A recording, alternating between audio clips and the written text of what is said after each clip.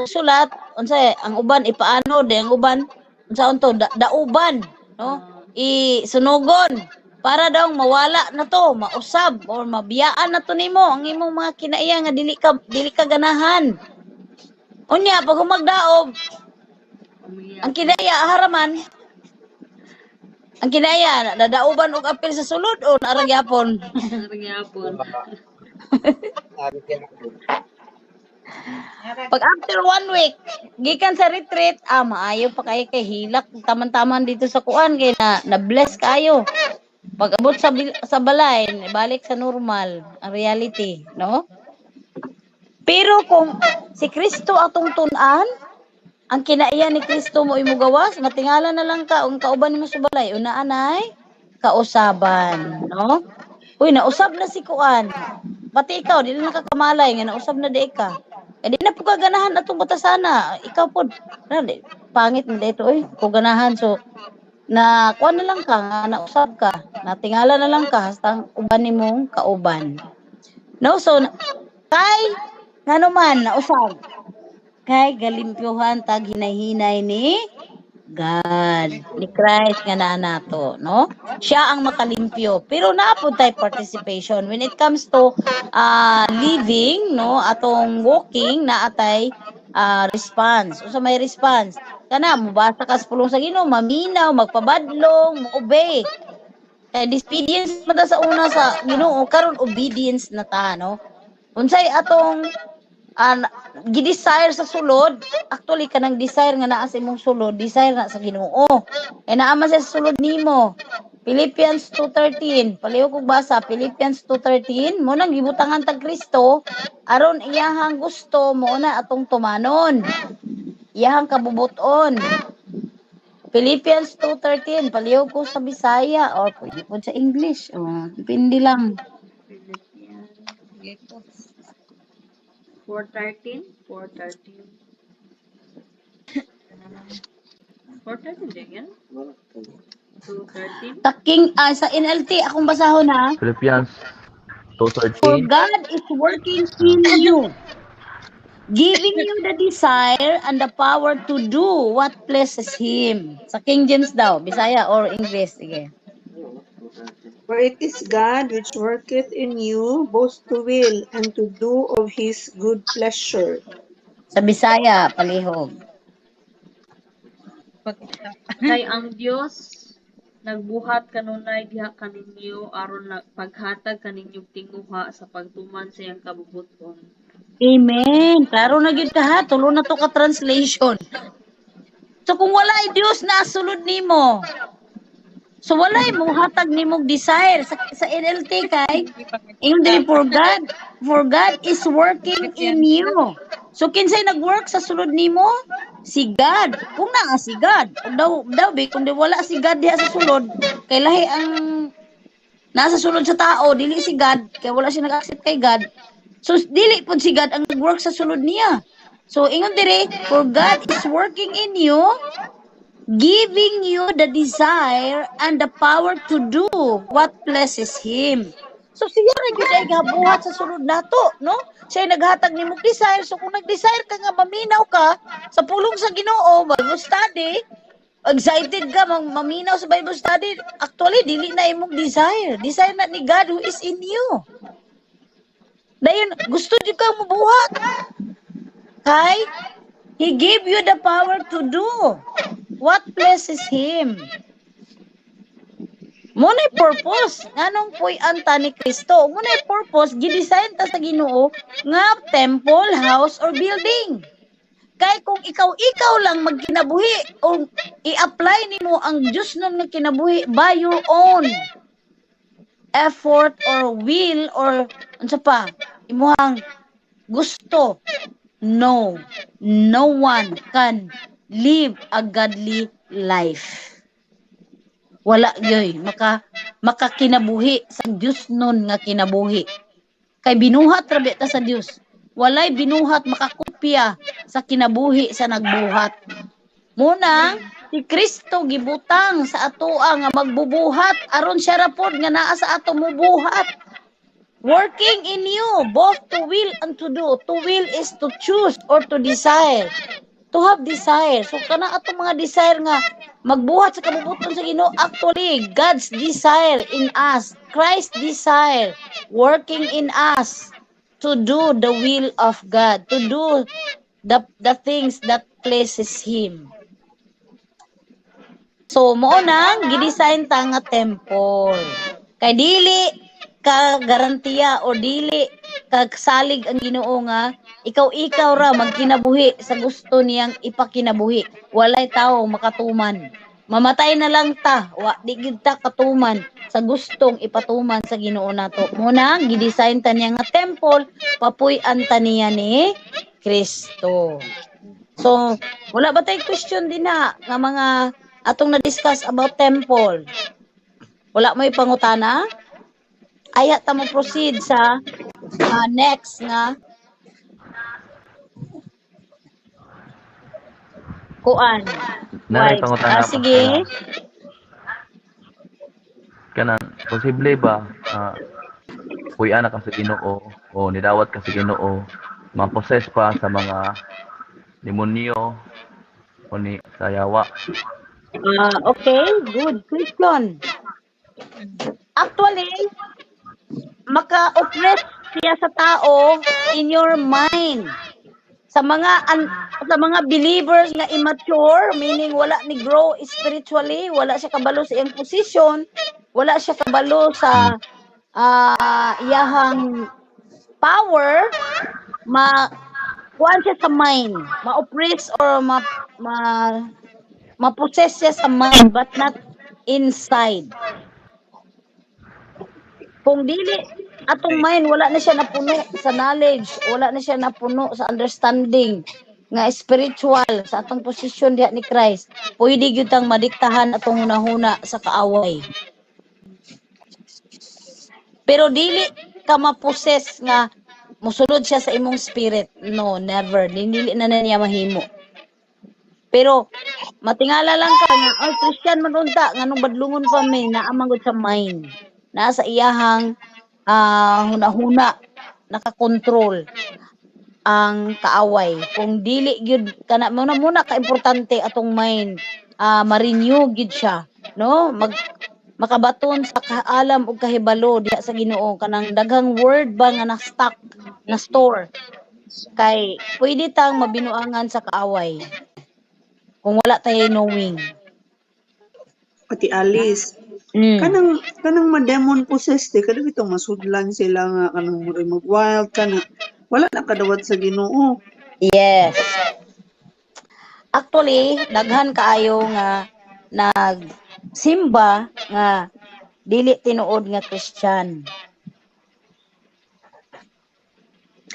Kailangan gid unta kanang ang pastor mag-evaluate gyud na siya sa mga tawo nga nanimba samot pag naigi pang invite inana. Kung kinsa tong dili ka siguro sa kaluwasan, iya gyud kuanan kanang kundi sa Sunday school. Dapat i-evaluate na sa Sunday school. Kinsa tong dili nakasiguro sa kaluwasan, dili maulaw, mo kuan gyud siya para ma-explainan dayon padawaton kang Christ kay kita na agyud tay na discover no sa ato ang young people dito sa Kanaan, nagsimba na, nabautismuhan, niya moadto sa kalilangan kay dito mag-eskwela, nagsimba pa dito sa kining Assembly of God, dito pa siya nabaptize. Pag uli sa Kanaan, kay Kanaan man iyang ginikanan, musimba po siya dito. So, wala na gid siya nagsimbag laing simbahan for how many years? Pila ka years? 8 years? Man siguro to. Ana. Unya, di ay siya tinuod nga Christian. That's why walay nakita nga kausaban sa iya ba. Daghang nagtaka nga, uy, nga naman inaanan gyapon ning bataa, inana daghan kayong question. Then sadyang naat dito sa pandemic, nagwali ta og salvation kay naamay uban nga nanimba nga nakita nako, so dili tong bataa ang target kundi katong uban. Dinaana ko sa akong kuan igsuon nga napuli tong pastor inko nga wala ka padawat, wala ka nagwalig salvation sa kuan nga daghan mananimbang bag-o siya wala te ingo na kailangan after karon mag-challenge gyud ta. So human ato sa wallet ning insert ko nga nag-explain kong kaluwasan unsa ka importante nga nung dawaton si Christ. Ana, so nag-forward 5 ka buok. Na ni forward nga 5 ka buok, nag-accept kang Christ. So gipa-accept na mo ni Christ. Kadtong youth, wala siya ni forward kay siyempre maulaw siya. Dugay naman siya sinimba dito. Nyo, ang pamandi siya ni dawat ni Christ. So wala pa ko kabalo ngayon ana iyang kahimtang until na ay mga TDO, virtual nga fellowship sa una kay pandemic pa man. So, nag-virtual fellowship ang mga youth. So, naa sila testimony, naa sila word, praise and worship, or virtual lang to. Then, dayon testimony. One time, ang maong batanon, ni testimony nga, ay hara siya nakasabot, o nidawat ni Christ, katong na ako dito nga nagwali o kaluwasan. Nya wala pa ako siya nakita nga ni forward. So meaning gi-accept niya si Christ ginasabtan niya, gi-accept niya si Christ dito ra sa iyang lingkuranan. So dito na dayon na ay nakita dayon nga ay nausab na siya. Na ay changes sa iyang kinabuhi. So dili tanan nga nagsimba or pila na katuig sinimba nga naka-sure siya nga saved. Kailangan natong kanang siguraduhon gyud no sa matag usa nga nagkuan sa atong church na church goers or nagani dili goers permanent pero ikuan gid nga iutro gid ang kaluwasan ibalik og kuan sa Sunday school man or sa wali ikuan gid siya para makasiguro ang uban no kay oy tingala ka oy nganong napossess man to siya nga dugay naman tong sinimba oy waday siya Christ sa sulod.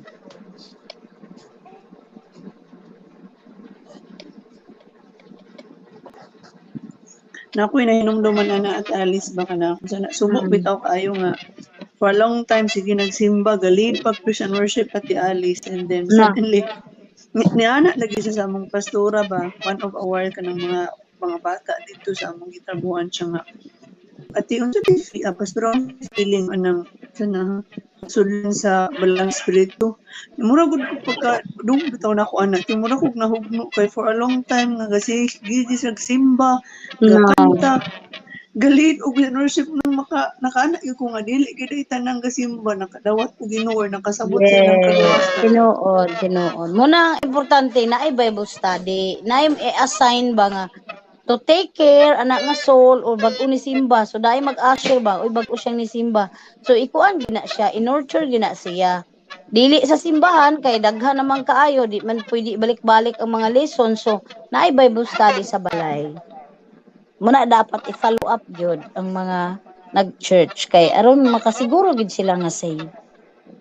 Kaya tinuod lang ha, bisag unsay trahedya or kalamidad or unsa pa circumstances nga negative moabot sa mga tawo nga naay Kristo mobalik ginagsimbahan. Maunay akong nakita dito sa Kanaan, sus grabe gi-attack og kaaway no. Na katibulaa gamay lang gid kay manimba dito. Shi, abi tong aging tuig shi, grabe. Abi na mo karon walay Thanksgiving kay grabe gyud ang ka-discourage bitaw sa mga kuan tungod sa mga naagian to gawas atong ilog-ilog sa yuta mga Muslim ang church gyud ang mga kauban sa church nga kaigsuonan nag-away-away nga pandol niya naapoy hinti sa yawa gibira po dito sa lain nga kuan sus nangakuan pero karbalo ka kung tinuod ra gyud na Christ mingawon kada daw simba dito magkadug sila sa kanta muhilak daw sila sa kamingaw ni balik namalik gyud sila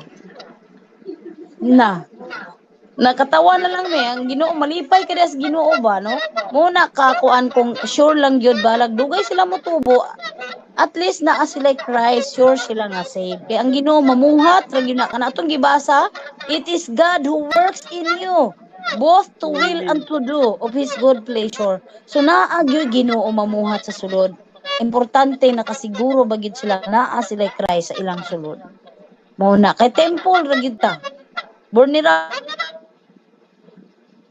gyud ta sa kaaway kung wa tay Kristo.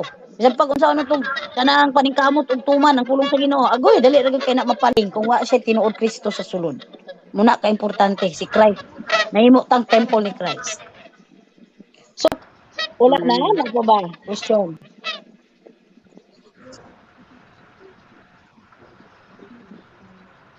Kaning sa kuan, kadi mo mag-question about atong do not equally yoke with the unbelievers. Sa verse 14, kay magkauyon ba ang templo sa Dios ug ang Dios Dios? So di pwede, no?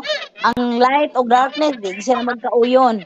Kana nga verse, actually, dili na gihisgot lamang sa union nga marriage. Wala na siya gihisgot sa marriage only, kundi kanang pag-uyon din na, even though you are not his wife or husband, pwede man kang makig-uyon sa imong barkada.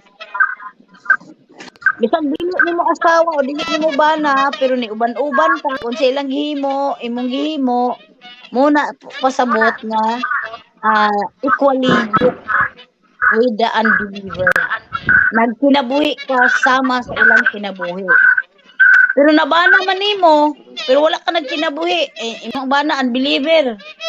O ay lang po tuyo ang unbeliever imong bana kung wa ka igna sa Ginoo na ay gyud kay grabing kalamidad sa imong kinabuhi.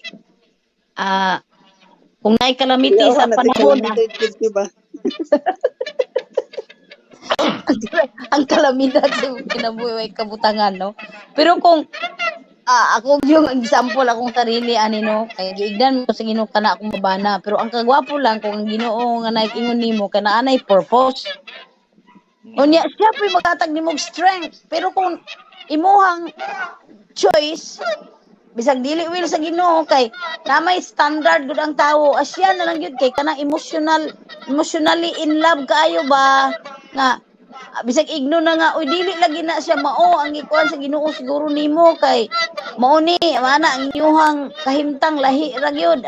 Ay dili gyud kay magtuman kay love lagi kaayo niya nya ang hunahuna kay madawat ra ni nako siya ana or basin ma-Christian na unya gimuha rang kaugalingong paningkamot pa-Christian siya perti sa nimong antusa.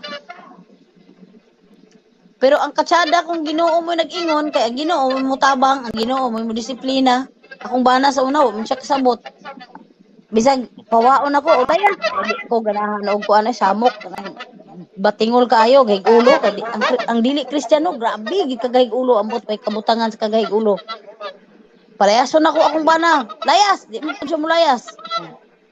Nya og mulayas siya ay mo wala ka umuuli sila ha. Akong nauna di na tumbalik ay di ba tag si mana mo balik na kay dili man siya mahimutang kay na may Ginoo nga mukuan sa iya. Ako many times na ko hunahunag bulag pero ang Ginoo kay manggilabot, ang Ginoo mo correct man siya. Makaistorya ko sobra kasakit ay i-correct ko sa Ginoo kana ko kapalangga po sa Ginoo ning tawhana nga muklo man ni i-correct ko sa Ginoo. Ngo kayahay po dali niya. Ako pa i-correct sa Ginoo nga nalagot akong maistanan.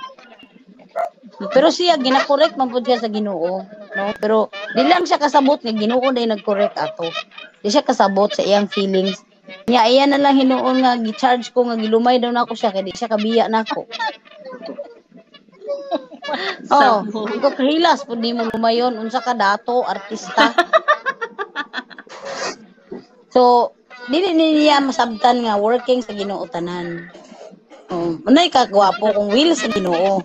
So, unbeliever man o believer, see to it nga will sa Ginoo. Kay dili pud tanang believer para nimo. Dili tanan nga kinina kay believer, uy dili tanang believer, uy. Naagyo nay right person for you.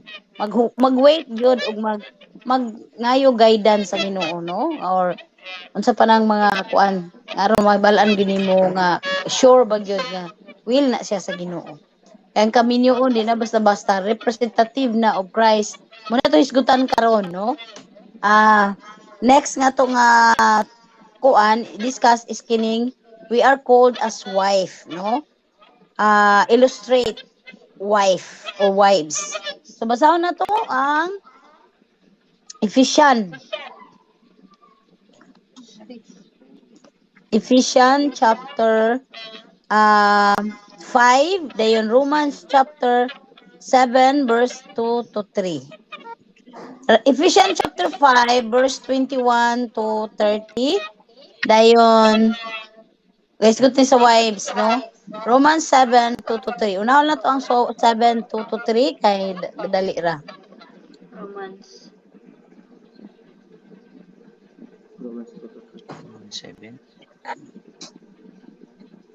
Hala, okay ra sa inyo nga 9 naman. Mo kwanta? Mo lagpas? Kwan, wives na natin, no? Pwede na kaya i-separate na lang nato na siya nga meeting. Kamo 9 naman 9 kuan 9-8. 9-8. Oo. Sa ako, So, okay lang. diha lang sa tataman. Yara sa tataman, te. Sige. So next na to is about the wives. Or believers, not wives. Ani nindot ni susunod kaning wife, husband and wife. Unta tanang husband na Oo. Hala. Oo. Lahat na yun, lahat na yun. Oh, maayo. Nindot ni pastora. Nindot ni. Mataas-taas gid atong discussion aning husband and wife bibo. Musayo ta ni Oo. sunod ti kay magtaas man ta ni. Sunod. Okay. Welcome din nato si Brother Alkin. Welcome, Welcome. brother. Kinsa nga brother Welcome. Gray? Bakante. Welcome call. Ansa ti Alice? Kinsa na si Kanang kailan ni Ayan. welcome sa Bible study. Alkin. Alkin sa pa Alkin.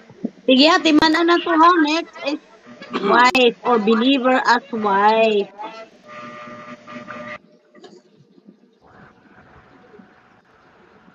Okay. Noted, Pastora. Sige. So, mag-ampo ta lang sa katapusan kung wala na question. Ato iampo to si James. Ito, anak ni Howard, si Brother Howard.